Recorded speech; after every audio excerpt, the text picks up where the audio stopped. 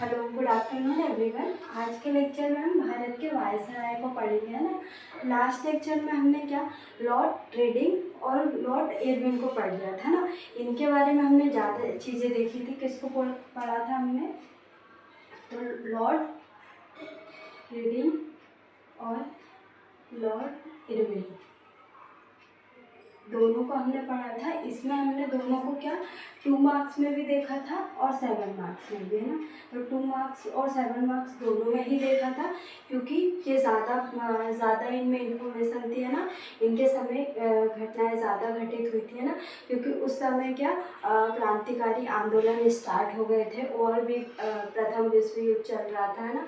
सारी घटनाएं घटित हो रही थी, इसलिए क्या यहाँ पे बहुत सारी हमें फैक्चुअल डाटा भी मिला है ना इनसे। और 2 मार्क्स और 7 मार्क्स में भी हमने देख लिया कि हमको क्या क्या चीज़ें लिखनी है ना। आज के लेक्चर में हम लॉर्ड विलिंगटन और लॉर्ड लिनलिथगो को पढ़ेंगे, है ना। और इसके बाद सिर्फ हमें हमारे कौन बेबल बचेंगे, लॉर्ड बेबल और माउंटबेटन। इसके बाद राजगोपालाचारी, है ना,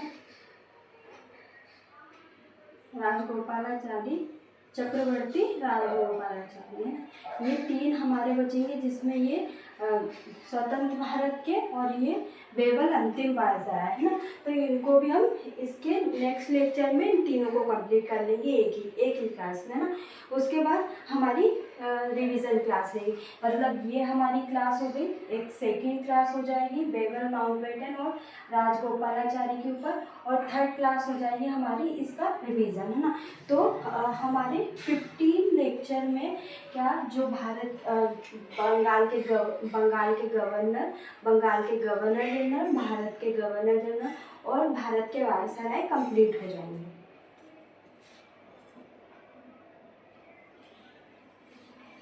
तो ये तीनों लेक्चर में हमारे क्या भारत के वायसराय तक हमारा कंप्लीट हो जाएगा। इसके बाद 15 लेक्चर ही हमको लगेंगे ये इनको कंप्लीट करने में, है ना। तो टोटल हमारे 15 लेक्चर में ये तीनों हमारे टॉपिक क्या कंप्लीट हो जाएंगे। नेक्स्ट लेक्चर में हम बेबल, माउंटबेटन और राजगोपालाचारी को पढ़ेंगे, है ना। और उसके बाद रिविजन रहेगा, ना। तो आज के लेक्चर में लॉर्ड विलिंगटन और लॉर्ड लिनलिथगो, है ना। तो इनका टाइम पीरियड कब से कब तक रहा? 1931 से 1936 ईस्वी तक इनका टाइम पीरियड रहा, इनका कार्यकाल रहा। और लॉर्ड विलिंगटन के समय क्या घटनाएं घटित हुई? तो दूसरा गोलमेज सम्मेलन और तीसरा गोलमेज सम्मेलन, है ना। जैसे हमने इरविन के समय देखा था, इरविन के समय प्रथम गोलमेज सम्मेलन हुआ था। प्रथम गोलमेज सम्मेलन 1930 को हुआ था, दूसरा हुआ था 1931 को और तीसरा हुआ था 1932 ईस्वी में, है ना। तो ये दोनों ही सम्मेलन गोलमेज किसके समय हुए थे? लॉर्ड विलिंगटन के समय, है ना। इसके बाद हम देखेंगे कि 1932 ईस्वी, कब? 1932 ईस्वी में देहरादून में भारतीय सेना अकेडमी, इंडियन मिलिट्री अकेडमी की क्या स्थापना की गई। कब की गई? तो विलिंगटन के समय की गई 1932 में। कहाँ पर? देहरादून में भारतीय सेना अकेडमी, इंडियन मिलिट्री अकेडमी की स्थापना, है ना। और 1934 ईस्वी में, कब? 1934 ईस्वी में गांधी जी के द्वारा सविनय अवज्ञा आंदोलन का प्रारंभ किया गया, है ना। सविनय अवज्ञा आंदोलन शुरू किया, है ना। 1935 ईस्वी में गवर्नमेंट ऑफ इंडिया एक्ट पारित हुआ, है ना।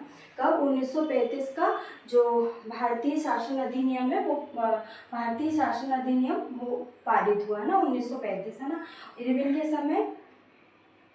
इरविन के पहले अगर हमने पढ़ा था रीडिंग के समय 1909 का अधिनियम पारित हुआ था, और इरविन के समय 1919 का अधिनियम, है ना। तो जो लॉर्ड विलिंगटन है उनके समय 1935 का भारत शासन अधिनियम पारित हुआ, है ना। इसके बाद इन्हीं के समय 1935 में बारहवां मतलब बारहवां का नया नाम क्या है?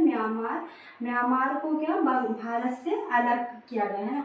बारहवां का पुराना नाम म्यांमार का पुराना नाम बारहवां है, भारत से अलग किया। कब? 1935 में ही, है ना।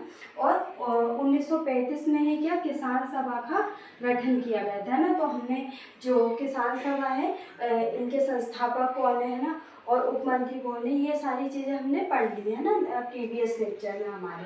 तो लॉर्ड विलिंगटन के समय क्या क्या चीज़ हुई एक बार और देख लेते हैं। 1931 से 1936 ईस्वी तक इनका कार्यकाल रहा। दूसरा गोलमेज सम्मेलन 1931 ईस्वी और तीसरा गोलमेज सम्मेलन 1932 में हुआ।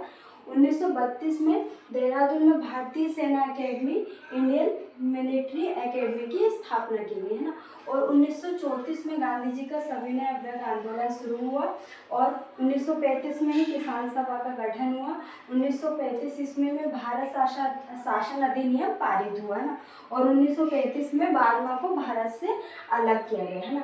अब हम देखेंगे लॉर्ड लिनलिथगो है ना, कब से कब तक टाइम पीरियड 1938 से 1943 तक इनका शासन रहा है। इनके समय क्या घटनाएं घटित हुई, तो 1939 ईस्वी में सुभाष चंद्र बोस ने कांग्रेस छोड़ के फॉरवर्ड ब्लॉक का गठन किया है ना। तो कब किया, 1939 में सुभाष चंद्र बोस ने कांग्रेस छोड़ के फॉरवर्ड ब्लॉक का गठन किया है ना। हम इसको नेक्स्ट आगे के जो लेक्चर है उसमें हम जब राष्ट्रीय आंदोलन पढ़ेंगे उसमें हम देखेंगे कि सुभाष चंद्र बोस के द्वारा कांग्रेस क्यों छोड़ी गई और फॉरवर्ड ब्लॉक का गठन कब किया गया और क्यों किया गया और कहाँ पे किया गया ना। तो इन सब के बारे में अच्छे से पढ़ेंगे। इसके बाद 1939 में द्वितीय विश्व युद्ध शुरू हो गया था ना। तो दूसरा विश्व युद्ध किसके समय स्टार्ट हुआ था, तो लिनलिथगो के समय है ना। तो इनके समय हम देखेंगे कि भारत की क्या भूमिका रही है ना, और भारत इसमें इसके पक्ष में था कि विपक्ष में था ना। इसके बाद हम ये देखेंगे कि जो प्रथम विश्व युद्ध है और दूसरा विश्व युद्ध है, ये हम देखेंगे कि प्रथम विश्व युद्ध में कांग्रेस ने भाग लिया था कि नहीं, दूसरे विश्व युद्ध में कांग्रेस ने भाग लिया था कि नहीं है ना। तो ये सारी चीज़ें पढ़ेंगे है ना। 1940 में 1940 के लाहौर अधिवेशन, 1940 में जो कांग्रेस का अधिवेशन कहाँ पे हुआ था, लाहौर में हुआ था। वहाँ पे क्या मुस्लिम लीग ने मुसलमानों के लिए अलग राज्य की क्या मांग करते हुए पाकिस्तान का प्रस्ताव पारित किया ना। तो कब किया पारित, तो 1940 ईस्वी में लाहौर अधिवेशन में है ना। इसके बाद 1940 ईस्वी में ही व्यक्तिगत असहयोग आंदोलन हुआ था। कब, 1940 ईस्वी में व्यक्तिगत असहयोग आंदोलन हुआ था। और प्रथम व्यक्तिगत सत्याग्रही कौन थे, तो विनोबा भावे थे। कौन थे, विनोबा भावे थे। और अगर हम दूसरे देखें तो जवाहरलाल नेहरू। प्रथम कौन थे, विनोबा भावे, और दूसरे थे जवाहरलाल नेहरू।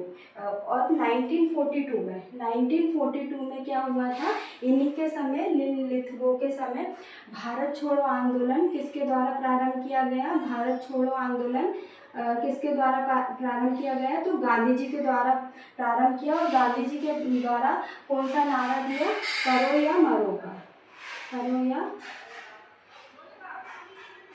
का नारा दिया गया है ना। तो एक बार और हम देख लेते हैं कि लिनलिथगो के समय क्या क्या चीज़ें घटित हुई थी। 1938 से 1943 ईस्वी तक इनका टाइम पीरियड रहा। 1939 ईस्वी में सुभाष चंद्र बोस ने कांग्रेस छोड़कर फॉरवर्ड ब्लॉक का गठन किया है ना। और 1939 में द्वितीय विश्व युद्ध शुरू हो गया था। और 1940 ईस्वी में लाहौर अधिवेशन में मुस्लिम लीग के द्वारा मुसलमानों के लिए अलग राज्य की मांग करते हुए पाकिस्तान का प्रस्ताव पारित किया। और 1940 में ही व्यक्तिगत असहयोग आंदोलन स्टार्ट हुआ, जिसमें हम देखते हैं तो प्रथम सत्याग्रही कौन थे, विनोबा भावे, और दूसरे थे जवाहरलाल नेहरू। और 1942 में गांधी जी के द्वारा भारत छोड़ो आंदोलन स्टार्ट किया था, जिसमें करो या मरो के साथ इन्होंने स्टार्ट किया था ना। अब नेक्स्ट लेक्चर में हम क्या पढ़ेंगे, बेबल के बारे में देख लेंगे, और माउंटबेटन के बारे में, और चक्रवर्ती राजगोपालाचारी के बारे में। हम तीनों के बारे में पढ़ लेंगे। तो ये हमारी नेक्स्ट लेक्चर हो जाएगा। उसके बाद हम एक रिवीजन करेंगे, जिसमें हम बंगाल के गवर्नर जनरल और भारत के गवर्नर जनरल और भारत के वायसराय को कंप्लीट कर लेंगे।